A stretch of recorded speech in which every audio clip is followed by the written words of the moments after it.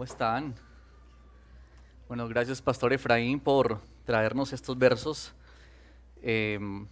para que todos recordemos y para quienes no saben que estos versos pues no están allí como tomados al azar, sino que cada uno de esos versos está conectado y todos hacen como parte de, de lo que estamos predicando los domingos. Entonces, digamos que también cuando estamos en nuestros tiempos de devocional en semana, piensa que te estás preparando para el sermón del domingo.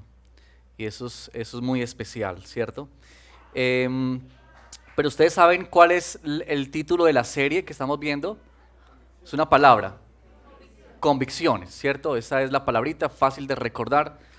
Muy importante no olvidar eso porque todo lo que estamos haciendo los domingos es afirmar convicciones en nuestro corazón y en nuestra vida. Las convicciones son aquellas cosas que son inamovibles, ¿cierto? Que te sostienen, son como las columnas, ¿cierto? Las vigas. Aquí estamos en una construcción a tres casitas y mucho movimiento estos días porque están colocando los cimientos, ¿no? Y eso es tan importante. Es lo que menos se ve, quizás cuando más desorden se ve, pero es quizás lo más importante. Pues yo no soy experto en eso, pero imagino que es lo más importante en una construcción, ¿cierto? Las bases, lo que sostiene. Y las convicciones en la fe cristiana es lo que te sostiene a ti en tu caminar con Cristo. Bueno, voy a leer el verso y voy a decirles cuál es la convicción del día de hoy. El verso que el pastor Efraín nos compartió en Santiago 2:8, voy a volver a leerlo y te pido que por favor estés muy atento. Mira lo que dice Santiago aquí. Hacen muy bien si de veras cumplen la ley suprema de la Escritura. Ama a tu prójimo como a ti mismo. Hacen muy bien si de veras cumplen la ley suprema de la Escritura. Ama a tu prójimo como a ti mismo. Y la convicción del día de hoy es la obediencia a la ley expresa la autenticidad de nuestra fe. La obediencia a la ley expresa la autenticidad a nuestra fe, de nuestra fe. Bueno, oremos por favor, hermanos. Señor, queremos esta mañana pedirte que tú por favor nos dirijas y nos orientes a través de la presencia de tu Espíritu Santo. Cuando nosotros queremos seguir pensando en la ley, tus mandamientos, cómo se relacionan con la gracia, el pacto de gracia, queremos pedirte, Señor, que nos hables y que tú seas ministrándonos especialmente esta hora, Señor, porque es tu palabra la que viene a enseñarnos, la que viene a movernos, a confrontarnos también, pero que todo eso es una expresión del tierno y dulce amor que tú tienes para tus hijos, Señor. Te pedimos que nos bendigas en el nombre de Jesús. Amén. Bueno, hoy en día nosotros vivimos con muchas cosas que disfrazan la realidad. Y yo creo que una de esas cosas es, por ejemplo, todo lo que tenemos de medios de comunicación, la televisión, la radio, el internet, las redes sociales, que de alguna manera nos pintan cosas que parecen muy bonitas, pero que en realidad no son, ¿cierto? No son. Sí, como que siempre hay como una fachada, como una imagen que presenta algo, pero que en realidad no dice lo que es. Ahora, eso es peligroso, pero es más peligroso cuando pensamos en nuestra vida cristiana. Cuando nosotros de alguna manera no mostramos lo que somos, sino que mostramos fachadas. Y Santiago, esta carta de Santiago pretende hablarnos un poco sobre eso. Ya ahorita les mostraré un poco más en contexto, pero yo quisiera esta mañana mostrarte cómo el cumplimiento a la ley del Señor se ve como un fruto de la obra de Cristo en tu vida y en la mía. ¿Cómo es que se aprecia en el Evangelio esto del cumplir la ley de Dios, que es equivalente o que es similar al fruto que da la obra de transformación del Señor en nuestra vida? Así que para eso voy a llevarte por tres punticos y el primero de ellos es este. Y lo que yo he hecho para ustedes hoy en este sermón es como señalar o traer algunas partecitas de este verso de Efesios 2:8 y encabezarlos como en un punto. El primero es que Dios quiere que cumplamos su ley.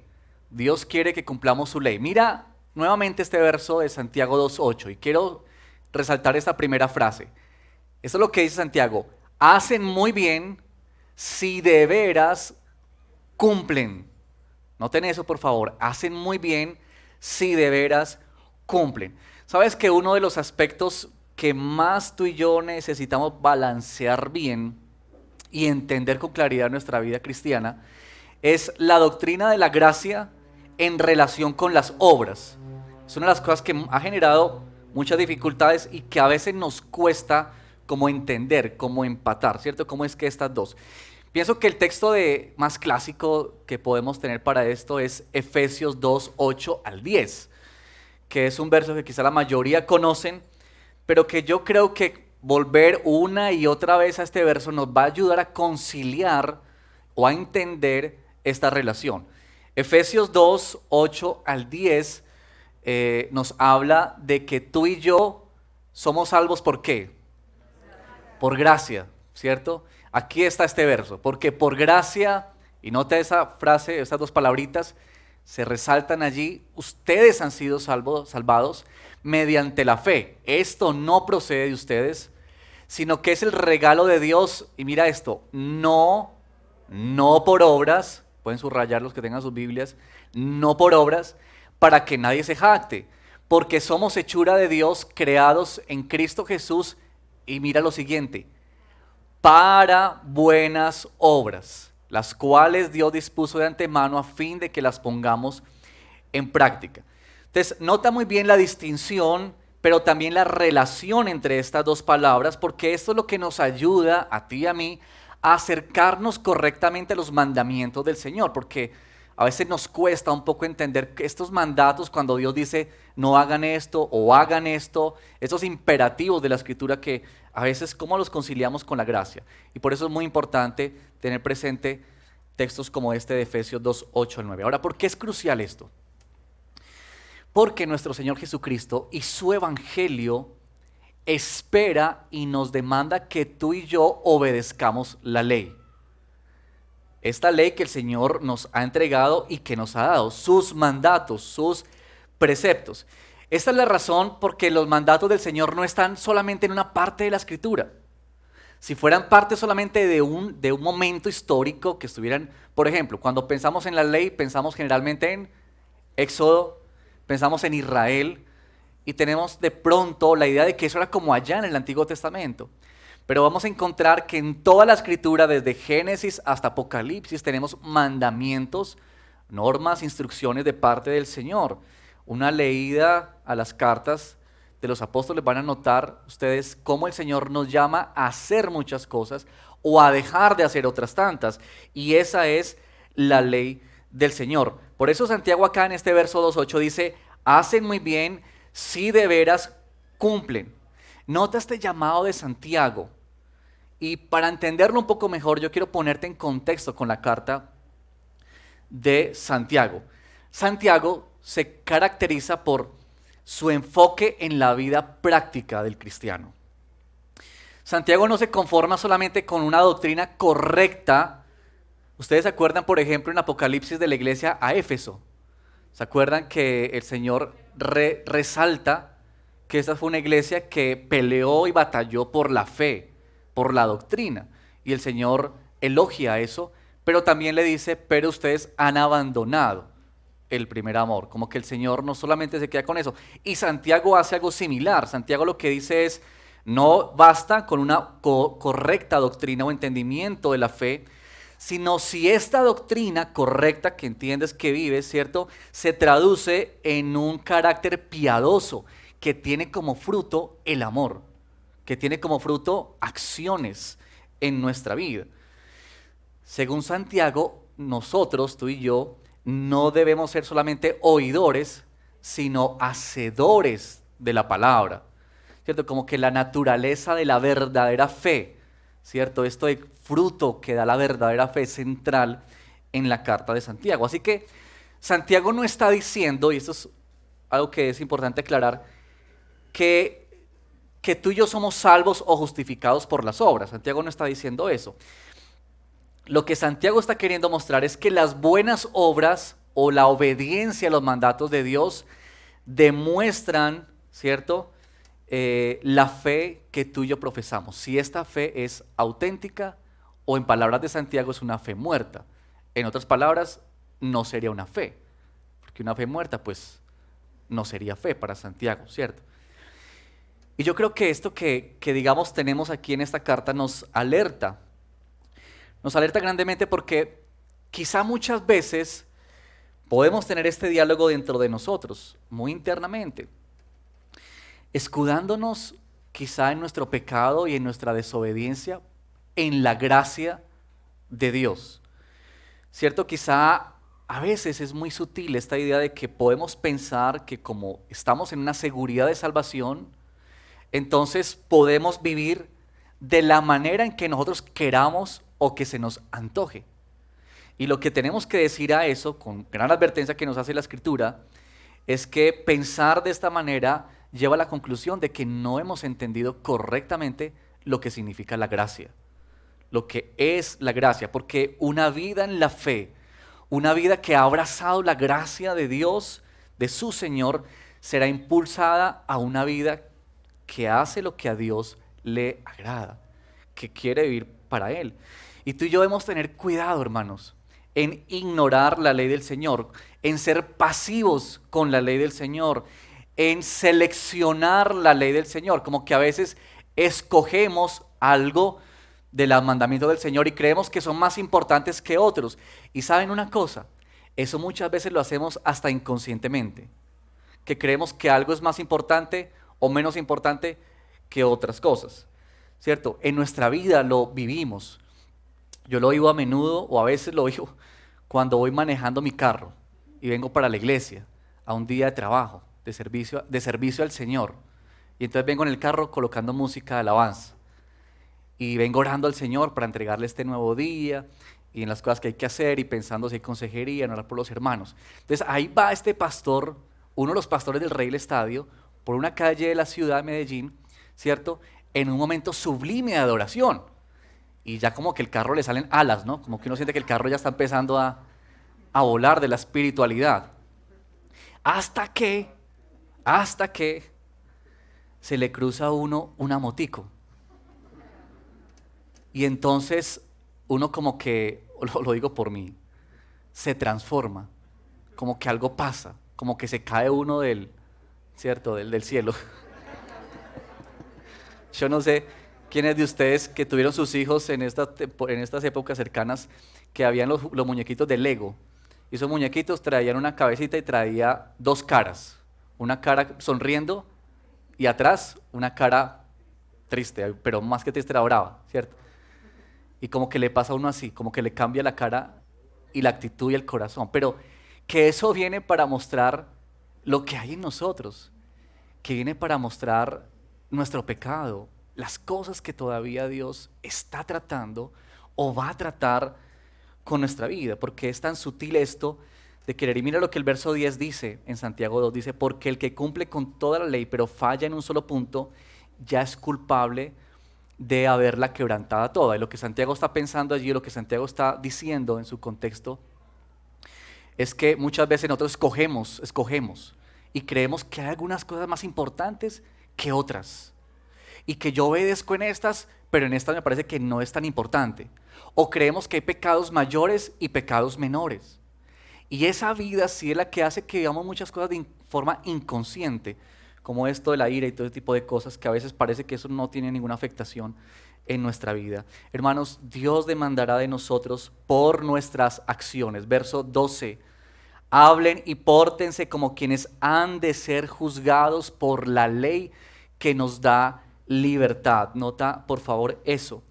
Y en el verso 13 dice, porque habrá un juicio sin compasión para el que actúa sin compasión. La compasión triunfa en el juicio. Mira, este Dios de gracia y este Dios de amor también es un Dios justo y también es un juez perfecto que nos llamará a cuentas, que nos llamará a rendir por lo que hemos hecho. En Hebreos 4:13 el apóstol Pablo, el autor de Hebreos, dice lo siguiente: ninguna cosa creada escapa a la vista de Dios. Todo, mira esto, todo, todo está al descubierto, expuesto a los ojos de aquel a quien hemos de rendir cuentas. Este no es una carta para inconversos, esta es una carta para la iglesia. Y cuando aquí el Señor dice a quien hemos de rendir cuentas, es porque tú y yo hemos de rendir cuentas delante de Él. Así que aunque es verdad que el amor de Dios no nos hace ganadores o beneficiarios del amor del Señor, nuestra obediencia no nos hace beneficiarios del amor del Señor, no significa que los estándares de Dios, su ley, sus mandamientos sean malos, sean pasados de moda, sean irrelevantes o que se deban ignorar. Por tanto, la obediencia a ellos no son opcionales, no son sugerencias del Señor, no son recomendaciones para ti y para mí. No, es que la obediencia a los mandatos del Señor expresan nuestra sumisión y expresan nuestra entrega al Señor. En segundo lugar, quiero mostrarte, además de que Dios quiere que tú y yo cumplamos su ley, quiero mostrarte en este verso, pequeño verso, en segundo lugar, que Dios quiere cuidarnos. Dios quiere cuidarte a ti y a mí con su ley. Y señalo ahora esta segunda parte aquí en el verso. La ley suprema de la Escritura. En la Reina Valera, esta palabrita suprema es traducida por real. Lo que quiere decir este verso 8, lo que Santiago está queriendo decir aquí es como dándole una connotación a esta ley, que no es cualquier ley, es la ley que proviene de un rey, es una ley real. Ahora, ¿qué tiene que ver eso con nosotros? ¿Qué significa eso para nosotros? Bueno, ustedes de pronto han leído en el Antiguo Testamento que quienes promulgaban las leyes eran los reyes. Un ejemplo de eso es, por ejemplo, en el libro de Esther. ¿Se acuerdan cuál era el rey tan nombrado en el libro de Esther?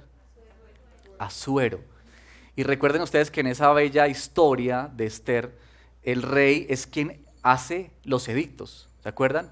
Es quien promulga la ley. Él dice quién muere y quién vive. Él dice qué se hace y qué no se hace. Si se come o no se come. Que a propósito hay una cosa de ayuno y todo eso. Pero recuerden eso, que es los reyes quien dan las leyes, quien dan las normas.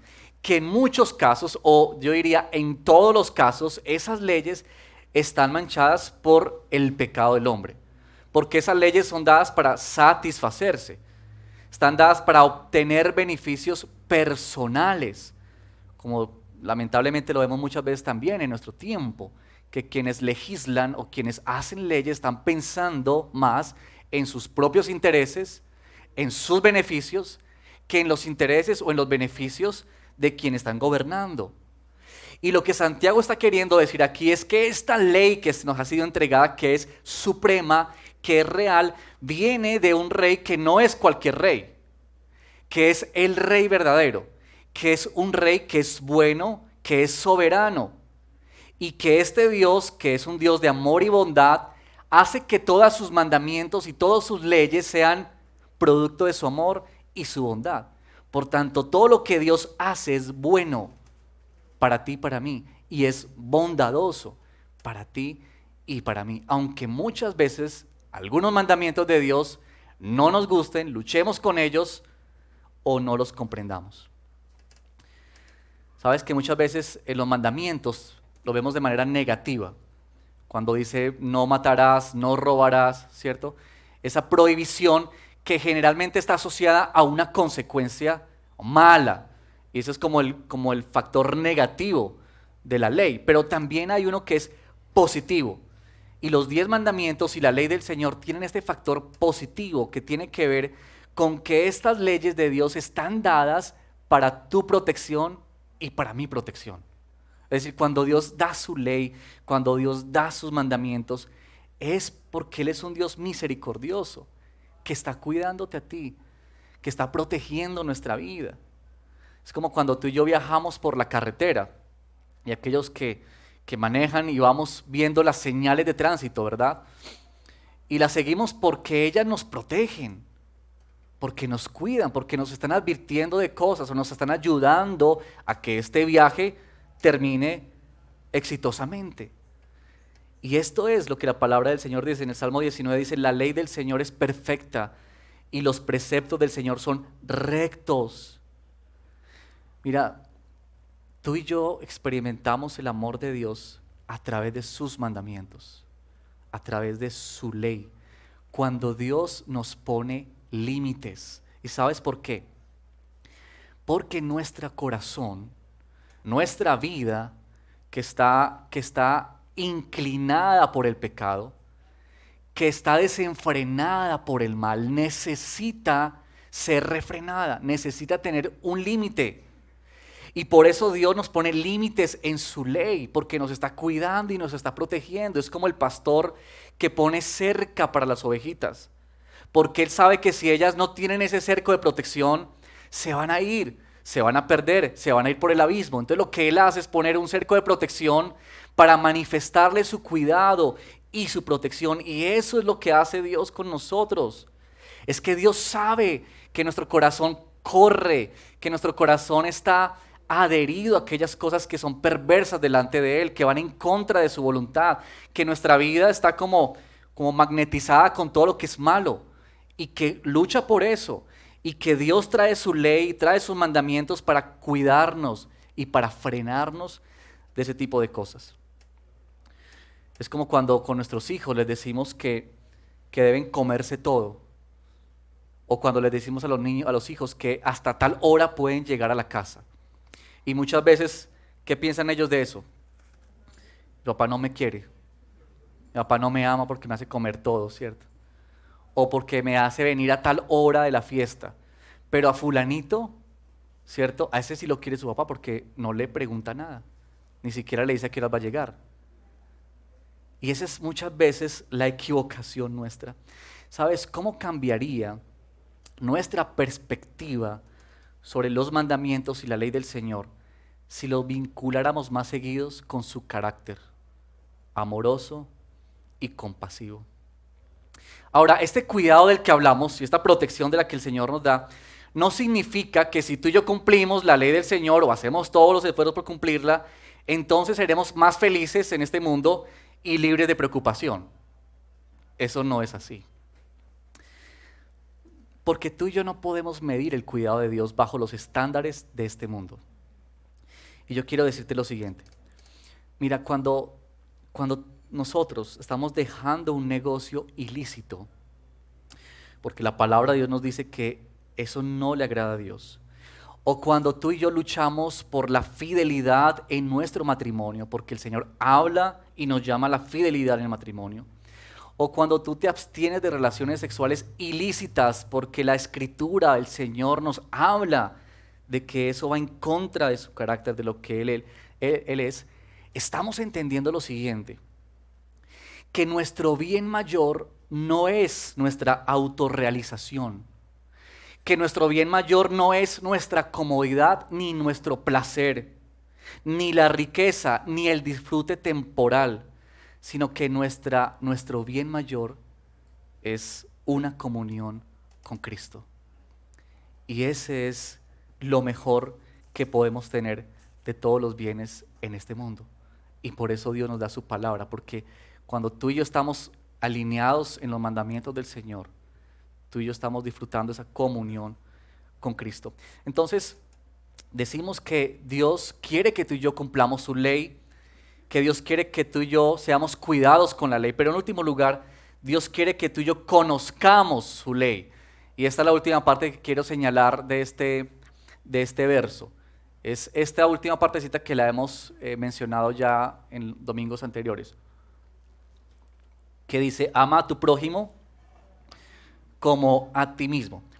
Y mira lo siguiente, cuando Santiago menciona esto, es como que nos deja entender que los mandamientos del Señor han sido escritos porque Él quiere que tú y yo los conozcamos. O sea, la evidencia de que Dios quiere que tú y yo sepamos la Escritura, ¿cuál es? Es esta. Es decir, que tú y yo conozcamos su voluntad, que conozcamos sus mandamientos. Es en el mismo hecho de que Dios nos la ha dejado consignada en su palabra. Esto de cómo honramos al Señor, porque a veces preguntamos, ¿y cómo yo honro al Señor? Pues bien, es importante que tú y yo conozcamos la Escritura para entender cómo es que Dios quiere que tú y yo le honremos, ¿cierto? Como cuando queremos saber la voluntad de Dios. Si yo preguntara hoy, o preguntáramos, ¿quién quiere conocer la voluntad de Dios para su vida? Pues yo creo que todos levantaríamos la mano. Y yo creo que todos queremos aquí en este auditorio y los que nos están viendo a través del canal de YouTube, quieren conocer o queremos conocer la voluntad de Dios. Pero la pregunta es, ¿cuánto conocemos de la Escritura? ¿Cuánto conocemos de la palabra del Señor? Porque aquí está consignada la voluntad de Dios para ti y para mí. Escuché alguna vez a un predicador que decía que la intensidad del saber cuánto quieres saber la voluntad de Dios se puede conocer en la intensidad en que tú oras y lees la Biblia. Porque no es por arte de magia, es que Dios nos ha dejado su palabra escrita para ti y para mí. Él quiere que tú y yo conozcamos esta voluntad. Ahora, cuando Santiago menciona aquí de amarás a tu prójimo como a ti mismo, recuerden que hemos mencionado que este amarás está sintetizando o está recogiendo los últimos 6 mandamientos en el decálogo que tenemos en Éxodo, ¿cierto? Y aquí quiero llamar su atención a dos de ellos, que son los que nos orienta nuestro catecismo el día de hoy. Y si podemos colocar aquí la imagencita con la pregunta y la respuesta. Mira lo que dice el catecismo hoy la lectura. Pregunta número 12, ¿qué exige Dios en el 9º y el 10º mandamiento? En el 9º, que no mintamos ni engañemos, sino que hablemos la verdad en amor.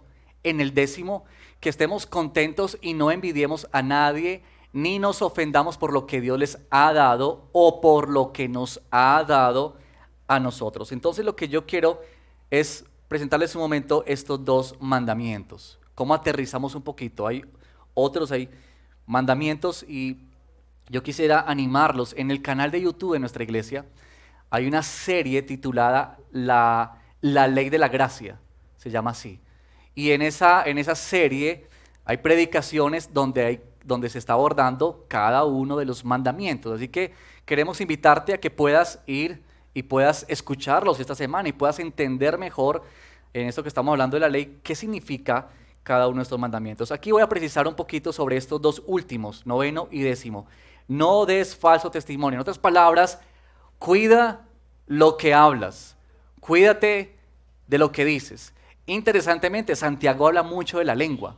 ¿Sí? ¿Han dado cuenta de eso? Habla mucho de la lengua. Y habla mucho del poder que tiene la lengua. Un solo ejemplo está ahí en el capítulo 3, que Santiago dice que la lengua es como una pequeña chispa o llama y hace o es capaz de causar un incendio. En el versículo 9 dice, con la lengua bendecimos a nuestro Señor y Padre y con ella, imagínense eso, maldecimos a las personas creadas a imagen de Dios. Ese verso es muy fuerte, ¿no? Oh, cómo confronta este verso. El versículo 11 del capítulo 4 dice, hermanos, no hablen mal los unos de los otros. Si alguien habla mal de su hermano o lo juzga, habla mal de la ley y la juzga. Nota eso, ¿cierto? Así que este 9º mandamiento tiene la intención de refrenar nuestra lengua. De cómo tú y yo estamos usando nuestra forma de hablar, qué es lo que estamos diciendo, de qué estamos hablando continuamente en el trabajo, en la casa, con nuestros hijos, cómo usamos nuestras palabras, de qué manera hablamos del otro, qué decimos de los hermanos, ¿cierto? Y yo creo que un ejemplo de eso es como el chisme, ¿cierto? Que el chisme es como muy sutil, ¿cierto? Y yo creo que cuando Santiago dice que es como algo que inflama todo, yo pienso mucho en esto, porque un chisme que comienza en 2 personitas, en lo íntimo, en lo secreto, termina convirtiéndose muchas veces en un gran mal. Y a veces tan sutil esto que decimos, no, hermano, le voy a contar esto de fulanito, pero es para que oremos, ¿cierto? No es un chisme, sino es para que oremos. Y ahí se disfraza mucho de nuestras cosas y de nuestros apetitos carnales que el Señor nos confronta, ¿cierto? Pero es esto de cuidarnos en hablar mentira, en cuidarnos. pero también en hablar la verdad. O sea, no digas falso testimonio, pero anda en la verdad, habla la verdad. Que tú y yo somos llamados a que todo lo que pronuncie nuestra lengua, nuestra boca, sea producto de lo que Dios está haciendo en nosotros. Eso es a lo que nos llama el Señor. Y este otro mandamiento, el 10º, no codiciar. Me encanta como en el libro del Nuevo Catecismo lo dice. Dice que si pudiéramos imaginar el corazón, nota esta imagen, si pudiéramos imaginar el corazón, nuestro corazón, que tiene manos, imagínense su corazón que tiene manos, ¿sí? ¿Ya se imaginaron eso? Ahora, la codicia sería, tú vas caminando y tu corazón, que tiene manos en esta imagen, está aferrándose a todo lo que quiere, todo lo que le place, todo lo que le gusta, todo lo que le fascina. Esta es la codicia. Es cuando nuestro corazón se aferra, se impregna de esas cosas que Dios no nos ha entregado. Y que dice este último mandamiento, son o le pertenecen a otro. Como cuando salimos nosotros y comenzamos a anhelar lo que todos tienen. Ay, tan chévere el trabajo de fulano, ¿cierto? Ay, tan chévere el carro que tiene el vecino. Ay, esta familia que tiene no sé quién. Ay, cómo viajan eso. Y es como este apetito por tener o alcanzar lo que otros tienen. Y ese deseo descontrolado es a lo que la palabra del Señor nos advierte. Ahora, por eso es que este mandamiento número 10 y el primero están tan unidos, tan relacionados. ¿Por qué? Porque cuando estos deseos en nuestro corazón nos controlan, entonces han llegado a ser nuestro Dios. Ahora son nuestros ídolos, que va en contra del primer mandamiento de no hacer nosotros dioses. El asunto pecaminoso en esto, hermanos, de guardar estos deseos en el corazón, es que lo que estamos diciendo en el fondo es: Dios, tú no me das lo que yo necesito. Dios, tú has distribuido mal las cosas en este mundo. Dios, tú no sabes lo que yo merecería o no conoces bien. En otras palabras, Señor, tú no eres tan bueno.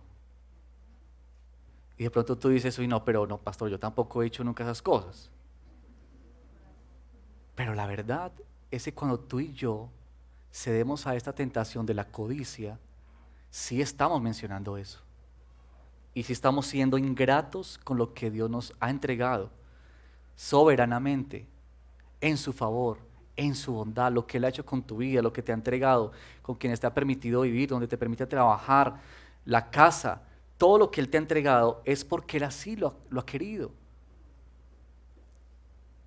Y por eso este mandamiento es tan importante, porque el Señor nos llama, como dice el apóstol Pablo, estén contentos con lo que tienen, en contra de este pensamiento, en este mandato de no codiciar. Bueno, solamente hasta ahí esos dos, y como les digo, vayan a esta serie de predicaciones y ahí pueden encontrar mucho más a fondo lo que es cada uno de estos mandamientos. Pero quiero concluir de la siguiente manera. Hermanos, decimos categóricamente, contundentemente, por la Escritura, que nuestra obediencia no es lo que hace que Dios nos ame. ¿Está bien? No es eso. Tampoco estamos diciendo por la Escritura que nosotros podemos ser personas que cumplimos al 100% la ley. Todo lo contrario. Casi que una evaluación muy rapidita nos deja ver a nosotros como que incumplimos la ley del Señor. Pero, mucha atención, estas verdades no quieren decir que a Dios no le interesa o no le importa que tú y yo cumplamos o obedezcamos sus mandatos. Tú y yo necesitamos entender que estos mandatos del Señor son buenos para nosotros y que tú y yo necesitamos conocerlos para transitar en esta vida, en este peregrinaje guiado y orientado por ellos. Que nuestro actuar es una evidencia, corrobora lo que tú y yo somos, corrobora la calidad y la autenticidad de nuestra fe. Y no estamos hablando, hermanos, de perfección, estamos hablando de santificación. Estamos hablando de que Dios nos transforma y nos cambia. Y para terminar, yo quiero invitarte a estas dos aplicaciones el día de hoy. La primera aplicación es esta. Tú y yo necesitamos venir en arrepentimiento delante del Señor. ¿Cuánto necesitamos aprender a reconocer nuestro pecado delante de Dios? Porque sin duda hemos desobedecido a su ley.